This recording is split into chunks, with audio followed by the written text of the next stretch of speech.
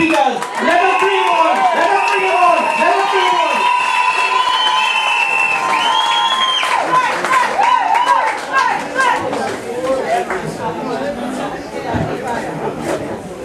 Thank you very much, Mr. Chairman. My brothers and sisters of the constituency of Kumuto Manzanilla, my brothers and sisters in the constituency of Mayaro, because you know we are bordering right now. We are on the borderline. We are on the borderline of a lot of things.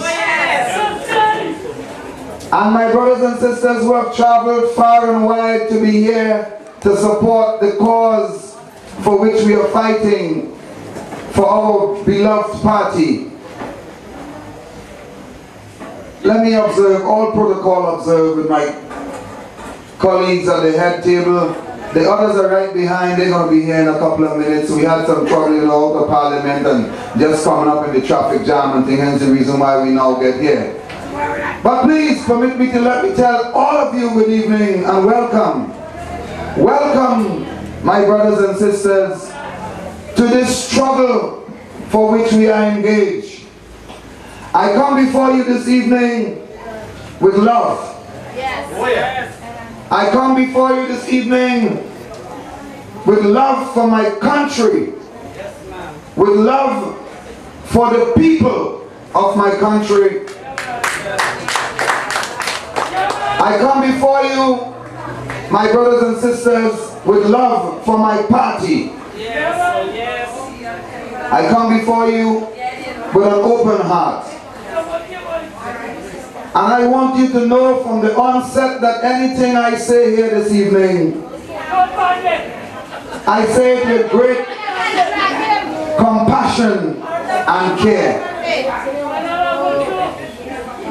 My brothers and sisters, but there comes a time in a man's life when he has to stand up for something or fall for anything.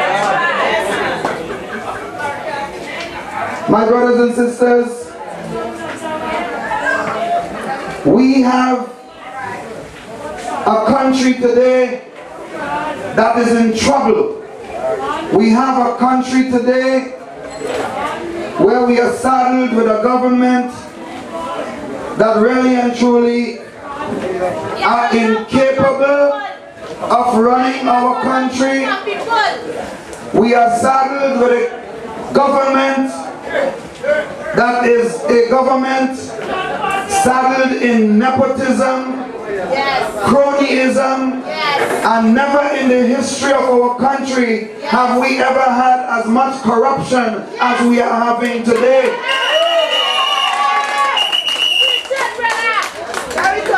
My brothers and sisters, over the last 7 years or so, we have spent hundreds of billions of dollars in our country. And today, we still have no medicine in our pharmacies and the hospitals. Patients are still made to sleep on the floor and on the benches in the corridors of our hospitals. My brothers and sisters, we still have taps in Trinidad and Tobago without water. We still have places like where you are standing right here tonight, where we have a lack of even pipe-borne water as a substitute. My brothers and sisters, when you take in sick and you go to our health care clinics in this country, you are made to stay there for hours on end before anyone comes and attend to you in a country where we boast that we have a budget of $50 billion. In a country, my brothers and sisters, where we can afford to spend $1 billion on a summit to show off our country and show what wealth we have. But my brothers and sisters, where the ordinary people of our country are being laid off from their jobs. There is uncertainty hanging over the people in the public service who have given their lives and their sweat and their tears and their toil for this country. My brothers and sisters, we are saddened with all of that in our beautiful Trinidad and Tobago today. We are in a country where the vast majority of people, my brothers and sisters, don't know exactly where the next meal would be coming from. Some of us depend on a smart card.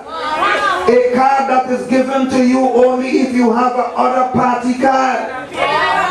My brothers and sisters, we are in a sad state in this country. And I want to say to you that what we are doing here with this store that we are embarking on, let me pause for a minute to welcome my colleague, Mr. Jack Warner and Mr. Ramesh Moran.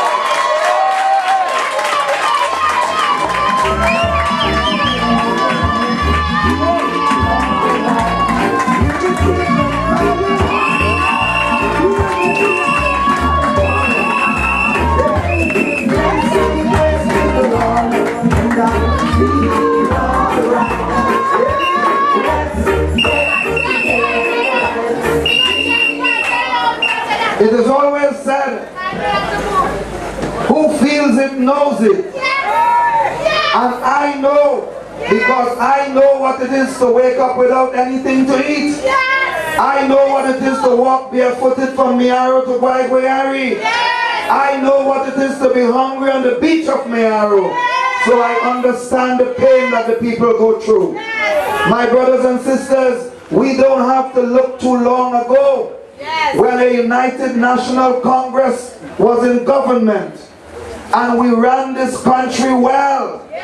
We ran this country in the 6 years that we spent in power. We spent $50 billion. And what you got for your $50 billion, despite all what the PNM wanted you to feel that we were so immersed in corruption, we delivered.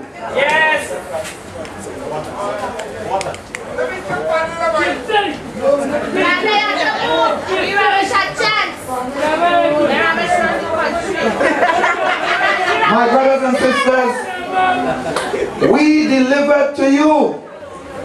Nobody could say that when the UNC was in power, we did not deliver to the country. But there is a time, my brothers and sisters, when wise men had become full of foolishness. And when wise men had become full of foolishness, all they dispense to the people that they seek to serve is that foolishness. And I believe, my brothers and sisters, that such a time has visited the UNC. I heard some of the speakers talking a little earlier on my way here, and I heard it speak about change. Well, let me say to you, I am not going to be that ambiguous. I am going to tell you I want change, and I'm going to tell you what the change is. I am not here to split hairs, and I am not in any beauty contest with anybody. And I am saying to you, my brothers and sisters,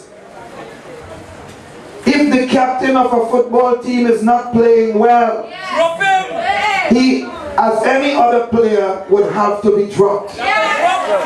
If the coach of a football team or a cricket team is not coaching the team well, and the team continues to lose, you have to fire the coach.